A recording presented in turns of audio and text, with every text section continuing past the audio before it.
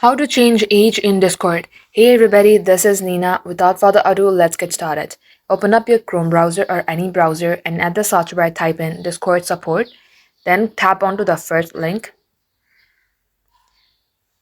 Tap onto the icon that's beside sign in. You will see submit a request at the last option. Tap that.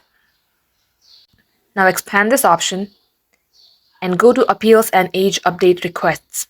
Enter your email address that is connected with your Discord. Check this form and let's tap on update my age information option. Enter your phone number if you have, enter your date of birth. Now let's write our subject and let's describe our issue. Once you have done that, you can also add file, but it's totally optional. Tap on submit. Now your feedback has been sent and all you have to do is wait for the Discord email. That's all for today and thank you for watching.